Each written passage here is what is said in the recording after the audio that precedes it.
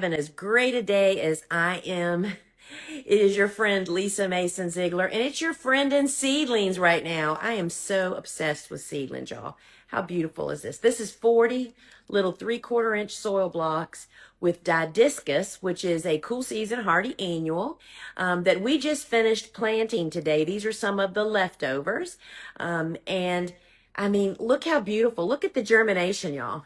This is my experience with soil block. Soil block has such great environment that it's easier to sprout seeds. And, I just want to say tonight I'm doing a live show at YouTube at 7 and inside my shop app at 8, all about indoor seedling care. If you want to learn more about that, I invite you to join me because the app is free. So, my friends, this is Ask a Flower Farmer. And this is where you can post your questions. If you're on Instagram, it's best if you put it in the bubble with the question mark so it doesn't get away from me in the actual comments. Had to think for a minute, y'all. And if you're in TikTok, just put it in the comments. But if you started off with a question mark, so I realize that it is a question you want me to answer, that would be really helpful. So this is where once a week, the Gardener's Workshop, which is my company, we host Ask a Flower Farmer. Sometimes it's me, sometimes it's one of my friends that's a flower farmer, and even our florist friend, Ellen Frost, to answer your questions that you bring. And so friends, I don't know about you, but we are having a lovely day in southeastern Virginia. It is about 65 or 70 degrees. It is sunny.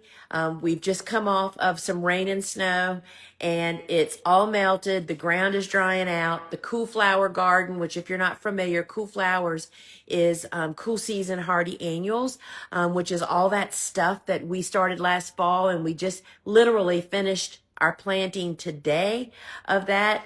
And so it's like it was really hard to come in. It's really, really hard. But it is just a delightful time of the year. The point of this Ask a Flower Farmer is if you have questions related to anything, seed starting, cool flowers, flower farming, when to cut, how to start, whatever you got, bring it on, and I will do my best to try to answer as many as I can. And I already reminded you that I do a live gardening show several times a week. Wednesday nights and Fridays at 12 noon is our really big show. But the one tonight at 8 o'clock inside my shop app is all about my favorite veggies that I grow, as well as indoor seedling care. I do it at 7 on YouTube and 8 o'clock inside my shop app, and don't want you to miss out on that. I don't know about you, but if I don't get busy installing some flower support netting around here, we are going to be out of control already. So I see that we have a couple of questions coming in. While you're getting questions, I'm just going to talk about what's going on here. So we've had, this winter has been I'm in 8A, I'm in southeastern Virginia. We definitely dip down into the teens, but it is very typically a very short period of time, like maybe one night or 2 nights, but not like multiple weeks on end. And that's in fact what we experienced this year. And we are seeing the best results because of that. Cool season hardy annuals don't just survive winter cool to cold temperatures. That's their jam. And when you plant them on time for your area, they love snow and ice. And so we are experiencing the best cool flower garden that we have seen in several years. Snapdragons are going to be unbelievable. Our crest, which I saw somebody ask something about crest, which I'll get back to that. Persian crest we grow Persian crest and also green dragon crest. We pinch our Persian crest now because it grows so tall, and that's a flower that we don't grow it for the flower. We grow it for the seed pod that comes after the flower. And so you don't want it to get top heavy and fold. That's what I've had experience with that. So we're pinching it. Bobo's pinching it tomorrow. And so everything just looks so great. We are thrilled for what the rest of the season is going to bring for us. I mean, literally, our lupins, which is a cool flower test, has just come through like a champ. And so we're just really, really pleased. So I see lots of questions. So I'm going to just start here. If I stand with the black, I can see better over here on TikTok. See the writing better. And so, friends, the number one thing you guys can do for me right now is to share this live broadcast on your feed, because that lets other people know that we are over here talking about gardening, and bring your gardening questions, right? Let's see what this is. I currently bought dirt to start my early spring garden. Texas 9A. My goodness, 9A. So you probably really are on the verge of warm weather, right? All right, so I'm still looking over here. What is your favorite Cosmo variety? Well, it is so hard to pick a favorite, y'all. So it depends on what I'm talking about. So if I want cosmos to be out in my garden and have butterflies and they don't get cut, Sensation Mix for sure. If we're talking about cutting, I absolutely love the double click varieties. The more petals there are on a cosmo, meaning layer of petals, a double or a triple, which is what a double click is, they just last longer. So double click, we grow them all. But double click, if I only had to pick one, would definitely be the one.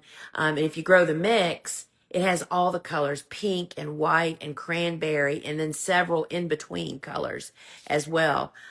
So yeah, double click, and you can find those seeds over on my website if you need seeds.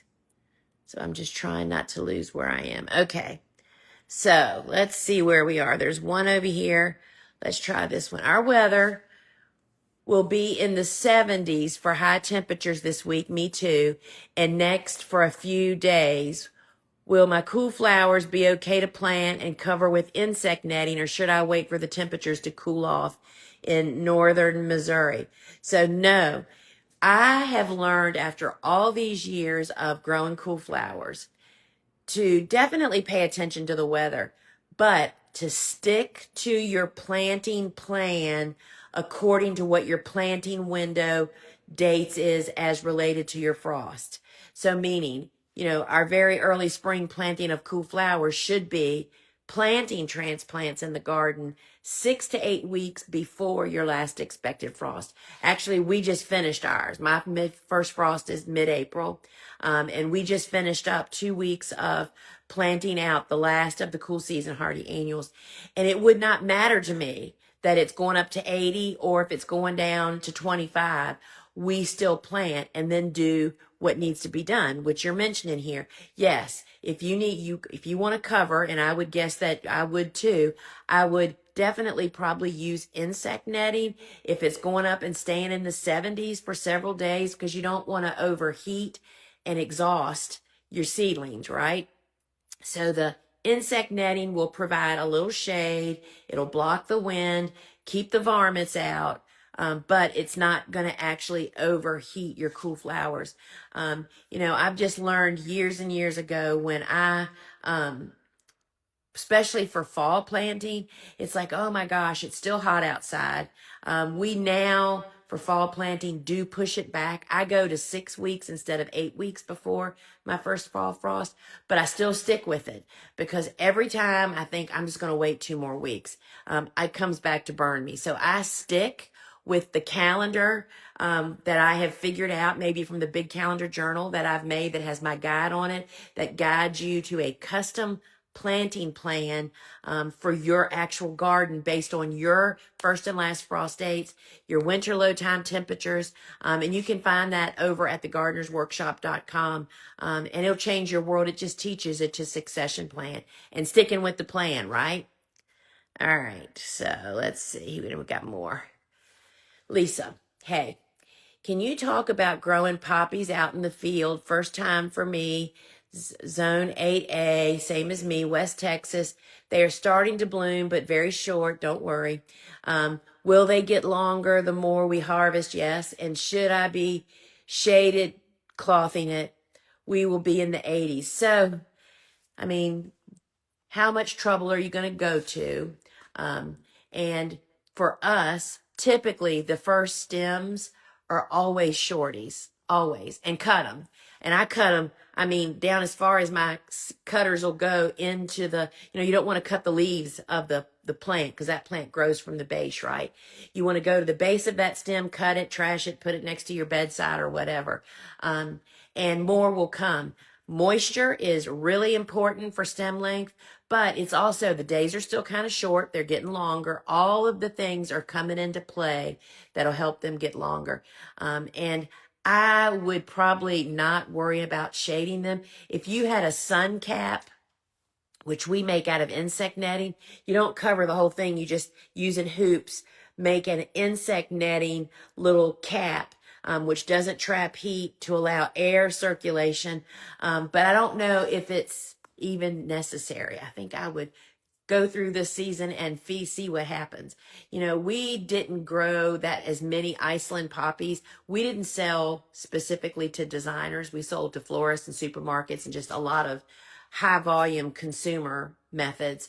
And poppies were fun, and we grew a few to have for our members only market, but they were never really good candidates for mixed bouquets or straight bunches. They just don't last long enough. And they can be short. And they're just more difficult. So we grew them for those few customers that really loved them that came to our members only market.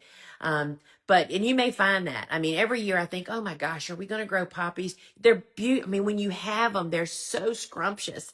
But depending on where you are in the growing world, as I started coming up, I was growing all those things that I thought were just so fabulous. Well, they're beautiful, but they weren't worth the trouble for us most often. So let us know how that goes for you. Hello, Brittany. How often do you fertilize after transplanting up until bloom time, and with what?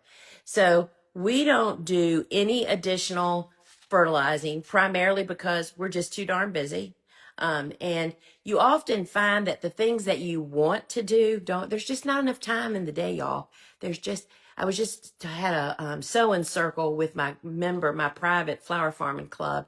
And I started off lamenting saying, today is the day, the 1st of March, the first week of March, when you realize all the things that you told yourself last year that you were going to do during winter when you didn't have to harvest and have the heat and all that mess.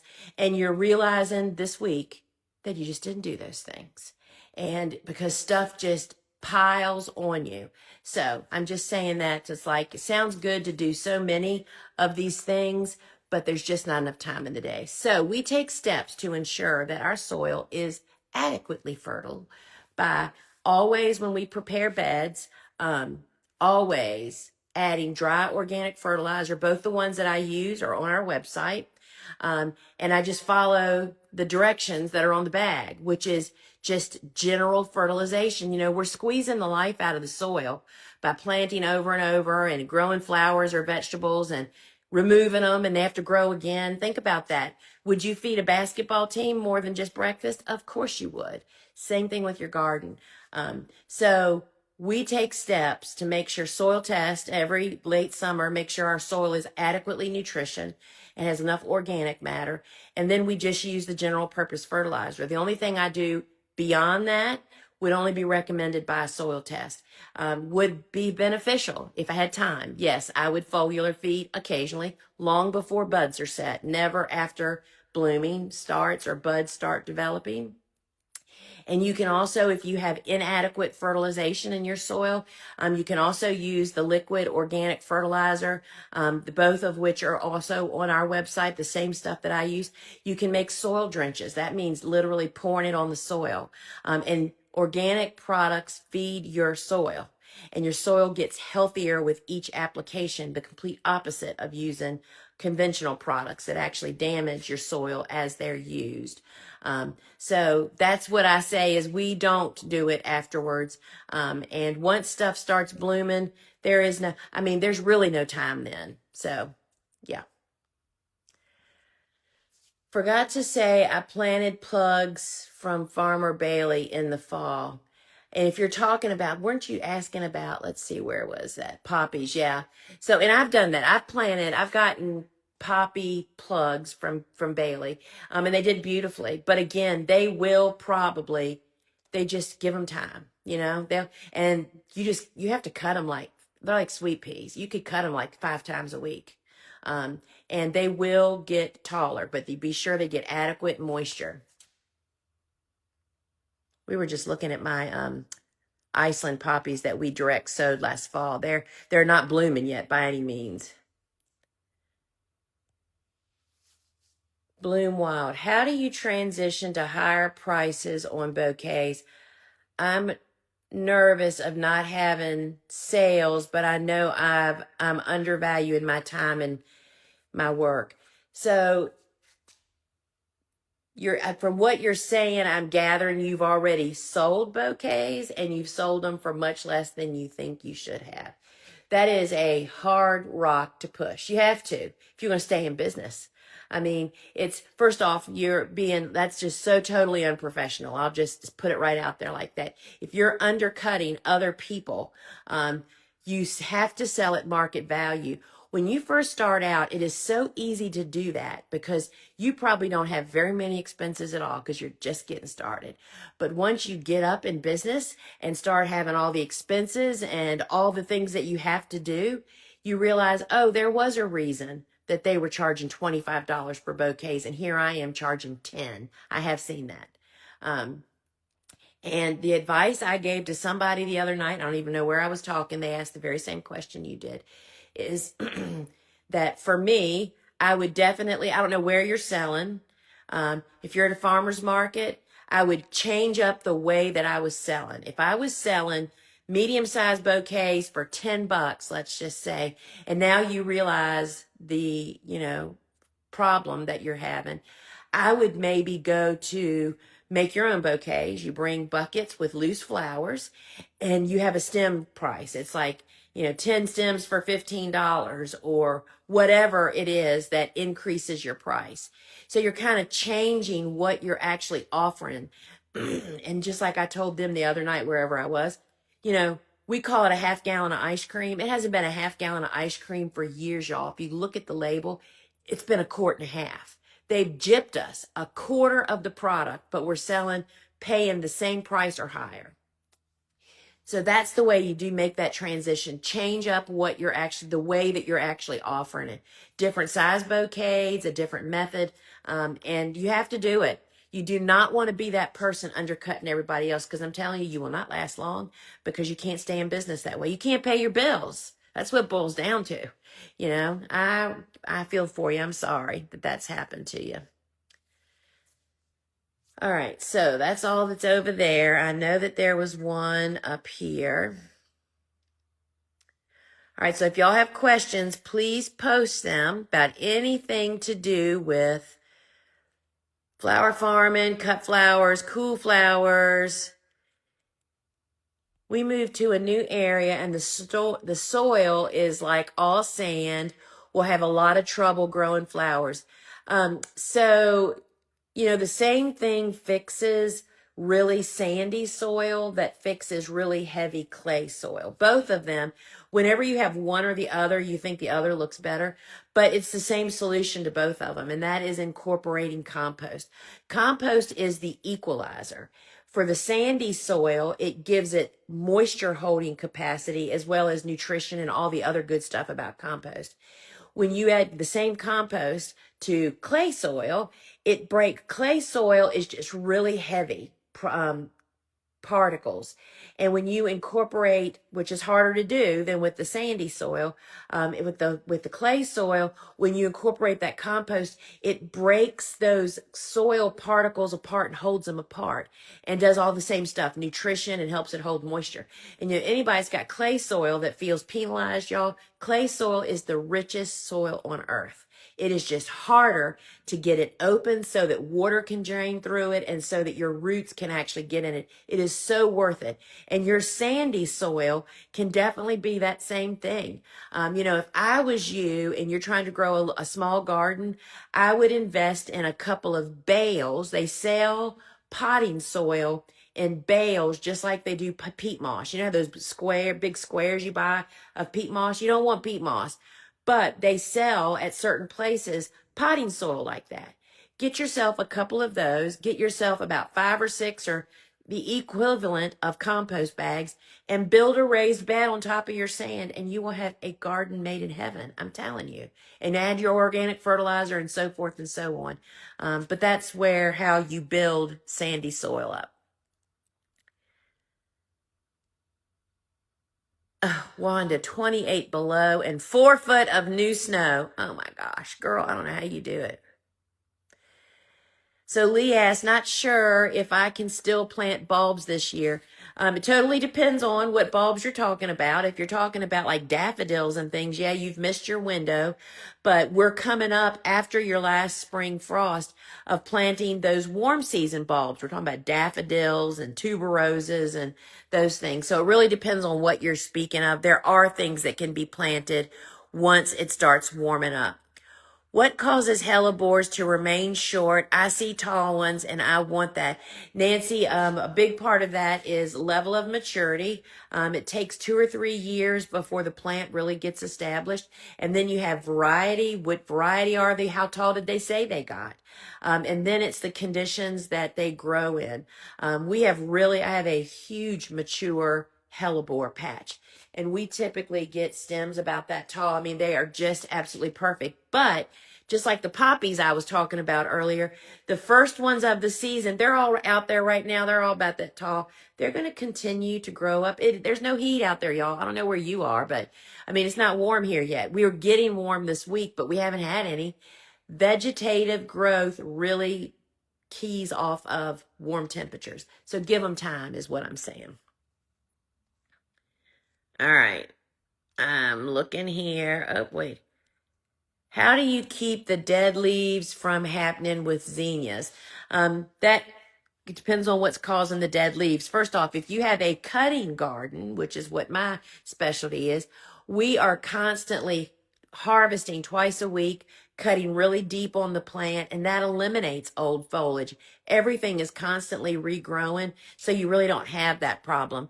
If you want to learn more about cutting gardens, my book, The Cut Flower Handbook, covers all of that on how to set that up and how cutting deep and often just constantly refreshes your garden and prevents that problem from happening. Sorry, I'm just looking without trying. Is it too late to start crest? Zone 8B. So, Blooms by Taylor. This is what I'll tell you about that. It depends on which crest you're talking about. I grow 2, Persian and Green Dragon. In my experience, Green Dragon really needs to follow the cool flower concept. They're cool season hardy annuals, by the way. So that means that they were planted either last fall, which you could definitely qualify for 8B for sure last fall. But you could have planted them again in that very early spring window, which is 6 to 8 weeks before your last expected frost. But Green Dragon tends to be shorter than it is taller. And so I don't think he's a good candidate to plant it now. However, Persian is so tall, we have to pinch it. I mean, it gets chest high. And so I definitely think it would be a candidate. But per both of them, you don't grow them for the flower. You grow them for the seed pod that follows, right? So starting crest now with Persian crest, I definitely think for 8B would be worth a try. I probably wouldn't plant a 100-foot bed of it, but if you wanted to do a trial of 5 or 10 feet of bed, be definitely worth it. I love anything green that has seed pods. That's just such interesting filler and foliage look in bouquets and stuff. People just love it. So I would definitely consider doing that for sure. All right, y'all. I got one more over here. Let's see what this is. It is not raining much. Do I have to water my cool flowers or is the dew enough? So there's only one way to figure out whether you need to water or not, and that is to stick your finger in the soil. It is literally that complicated, y'all. What I like to do is I take a trowel, and our trowels have longer blades on them, stab it, pull back, and stick my finger in the bottom of that hole. Moisture is key to tall stems. I mean, we have so lived that from being droughty and not really watering much. And the flowers are growing, they're okay. But then we have a year where we get that perfect rain. For me, perfect rain is it rains at night, once a week. And all of a sudden it's like, oh my gosh, this is the best year of tallest, biggest blooms we've ever had. So the point would be that you don't really want your soil dried out. You don't want it to be soggy by any means all the time. But you want to monitor. And I'd say once a week, you just go, if you can't figure it out, just walk out to your garden and do the trowel, stick it in the ground, pull it back and stick your finger in the bottom. What's it looking like down there? That's where the roots live, right? Looking at the top few inches of soil is not very effective. Topsoil, which is the top couple of inches, is really held up on a pedestal in the gardening world. But in fact, the real action happens below the topsoil, y'all. And so that's where you need to look. All right, so here we go. How do you suggest I start bed prep since I missed fall opportunity? The Pro Mix bales for the quick start plan will be extraordinarily expensive. Help. So if you're talking about, if you missed fall for cool season, how will I say this? You've probably missed your opportunity for cool season hardy annuals. If you haven't prepped your beds and planting transplants, I don't know where you are, but most of us are like leaving the opportunity, that window, to really take advantage of the cool flower concept, right? So, but now is the time to focus on, and see, I just talked to my club. I think I said this to them. Do not fall into the trap of trying to do CPR on something you missed the right timing on and allowing that to make you late for the next thing you're supposed to be doing. If I did not have my cool flower peas in a row and weren't doing all that we were doing, I would say I missed my cool flower opportunity. I have to start now. We're starting warm season seeds. I started our first sunflowers today. And then it's all starting next week. We're starting a ton of stuff. And then it just builds from there, right? The window for starting and planting cool season hardy annuals is past, if that's what you were talking about. And then if it's warm season, you're not going to be planting this stuff that you're starting until right after your last average frost. And hopefully, I'm hoping, for me, that there will be a dry spell between now and then that I'll be able to bed prep. That's what you're aiming for. I'm growing for florist. I want long, beautiful snaps. How much of height difference is there from pinched to not pinched? If I can pinch and get more stems, perfect. So really, it's more about pinching delays the first bloom and gives you more stems overall. So my rule has always been, and I talk about this in the Cut Flower Handbook, is the 50% rule. I would pinch half and not pinch half. But I sold to florists too. And all of our snaps, because we planted them at the right time, which for us was fall, we have 40-inch snaps coming out of our garden typically in late April and May. And why is that? Because of my growing environment, when I planted them, and the varieties that I grow, right? And it doesn't matter whether I pinched them or not. Pinching them means you're delaying the first bloom on a plant that's pinched, where the unpinched one will send up that one honker first, but all of the side shoots that we give are pretty much honkers too, right? So pinching doesn't affect the quality as much as your conditions, and the most important step is the timing of when you plant them. All right, my friends, I think we are done. Wait a minute, there's one more over here. All right, I'll take this one. Julie, does penny crest have to be direct sown? I have never grown penny crest. They reseed in my garden, but I was wanting some earlier and have been trying to start in soil blocks and just don't germinate well inside, it seems like. And when they do, they just sort of stop growing. So I can't really give you any advice on that, except I would say the first thing you need to learn, if figure out and ask the internet, is it a cool season or a warm season annual? And then that, if it's cool, that may be part of the problem. When did it reseed in your garden? Was it last fall and it wintered over? Or does it just like now you're starting to see them? But I've never grown pennycrest. Not that there's anything wrong with it. I just never have. So that's the deal. Whenever you're struggling with starting something, you have to back up to the beginning and say, okay, warm or cool. What does the internet in general say about it, right? Most seeds that germinate best, cool season seeds, out in the garden, what they're really needing is not that it's the disturbance of the taproot like most people immediately think of, because with soil blocking, that's not really a big issue. It's the variation in temperature, which happens in fall, cool nights, warm days, right? That's what gets them to break dormancy. So you just need to do a little homework and look and see what reliable places like websites that end in .edu, that's for a university, or for .org, which is like botanical gardens, and see what they say. They're not always right either, or the only source, but you just have to gather some intel. So I wish you very good luck on that. All right, my friends, I am going to sign off here now and hope to see you tonight is the live gardening show. 7 o'clock, I'll be on YouTube talking about my veggies that I grow, as well as indoor seedling care.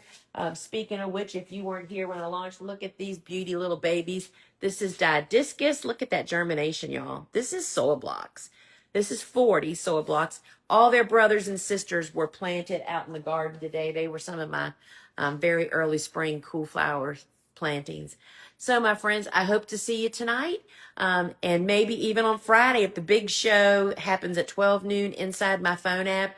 On Instagram, you can find the app by commenting shop or app. I'm not sure which one. Maybe it's app. I'm sorry. And we'll DM you the link. But all you have to do is go to your phone's app store, search Gardener's Workshop, and download the shop app. And you can watch replays in there. We have special shipping rates in there that are different. And it's just a lot of fun. So, my friends, until we meet again, it's spring, y'all.